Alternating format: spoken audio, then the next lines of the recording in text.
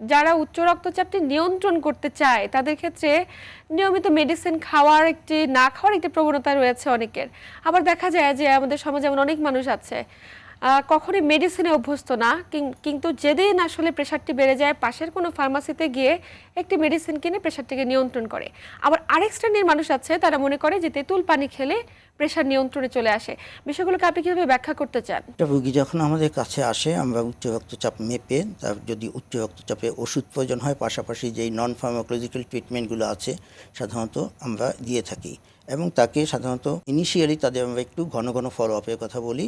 যখন নিয়ন্ত্রণে আসে তখন আমরা 3 মাস বা 6 মাস পর পর সাধারণত উচ্চ রক্তচাপ পরিমাপ করি। এখানে যে ঘটনা ঘটে আপনি যেটা বললেন, অনেকে দেখা যায় উচ্চ রক্তচাপের দোকান থেকে ওষুধ কিনে এবং দোকানদার বা ফার্মেসির লোক বলে যে আপনার তো রক্তচাপ নরমাল আছে, আপনার ওষুধ না খেলেও চলবে।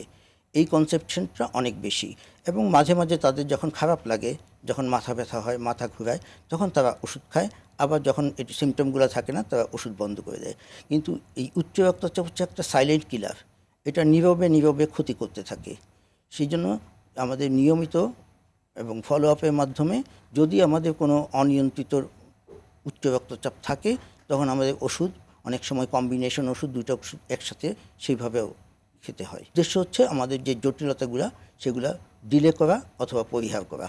তার পাশাপাশি আরেকটি প্রশ্ন আমি একটু খুব জোর দিয়ে জানতে চাই যে রক্তচাপ নিয়ন্ত্রণে আসলে তেঁতুল পানির কোনো ভূমিকা রয়েছে কিনা? অনেকেই বলে যে আমরা যখন প্রেশার বাড়ে আমরা তেঁতুল পানি খাই, কিন্তু আজ পর্যন্ত কোনো বৈজ্ঞানিক ভিত্তি নাই যে তেঁতুল পানি বা লেবু পানি খেলে প্রেশার কমে। এবং এই যে যারা এই কাজগুলো করছে তারা ওষুধ না খেয়ে নিজের মনের অজান্তে নিজের ক্ষতি করে চলেছে প্রতিনিয়ত।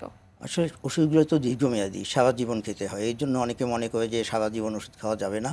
তারা হয়তো মাঝে মাঝে বাদ দেয়, আবার মাঝে মাঝে যখন মাথা ঘুরায়, কোনো সিমটম থাকে, তখন খায়। এই অনিয়মিত ওষুধ খাওয়াটা ওষুধ না খাওয়ার চেয়ে খারাপ, নিঃসন্দেহে জটিলতাগুলো বেশি হয়। একদমই। প্রত্যেকটা ব্যক্তি এই জায়গা থেকে আমার মনে হয় আজকের আলোচনার জন্য সবচাইতে ইম্পর্টেন্ট মেসেজ এটাই যে ওষুধটা যদি আমরা নিয়মিত না খাই, ওষুধ খাওয়ার চাইতে এটি অনেক বেশি ক্ষতির কারণ হতে পারে। অবশ্যই। স্যার খুব চমৎকারভাবে বলেছেন। আরেকটি বিষয় আনবো যে ডায়াবেটিসের ক্ষেত্রে অনেকেই দেখা যায় ওষুধ খাচ্ছে, অনেকে দেখা যায় ইনসুলিন নিচ্ছে। কিন্তু ইনসুলিনের যে ডোজটা দেওয়া হয়ে যায় খাবার আগে, খাবার পরে, কিংবা কত কত মাত্রায়, এটা দেখা যায় অনেক সময় দীর্ঘদিন ধরে একই রকম দিয়েই যাচ্ছে, কোনো রকম ফলো আপের মধ্যে নেই তারা। আসলে যেই ডোজটা অ্যাডজাস্ট করে দেন সেটা কি পুরো বছরব্যাপী একই রকম থাকবে নাকি পরিবর্তন হবে? ডায়াবেটিসের ক্ষেত্রেও একই কথা। আমরা কারো কারো ডায়াবেটিসের জন্য আমরা ইনসুলিন ব্যবহার করি, কারো কারো ডায়াবেটিসের জন্য আমরা ওরাল ট্যাবলেট ব্যবহার করি। ইনসুলিন শর্ট অ্যাক্টিং ইনসুলিন থাকে, লং অ্যাক্টিং ইনসুলিন থাকে। ইনিশিয়ালি আমরা একটা ডোজ দিয়ে দিই, কিন্তু পরবর্তীতে যারা ইনসুলিন নেয় তাদের হচ্ছে নিয়মিত ফলো আপ করা। এবং রুগীদের একটা অবাধ স্বাধীনতা সাধারণত থাকে যে আপনার যদি ইনসুলিন ডায়াবেটিস অনিয়ন্ত্রিত থাকে, তবে আপনি ইনসুলিনের মাত্রা 2 বাড়াবেন, অথবা যদি দেখেন যে কমে যায় তখন 2 কমাবেন। শুধুমাত্র এই কারণে প্লাস মাইনাস 2 দেয়া প্রতিটি থাকে।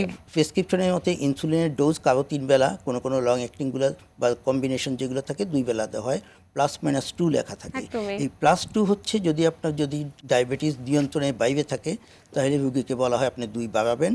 আর যদি দেখেন যে ডায়াবেটিস হাইপোগ্লাইসেমিয়ার কাছাকাছি চলে আসে বা নিয়ন্ত্রণে একদম কঠোর নিয়ন্ত্রণের দিকে চলে আসে, তখন 2 কমানো।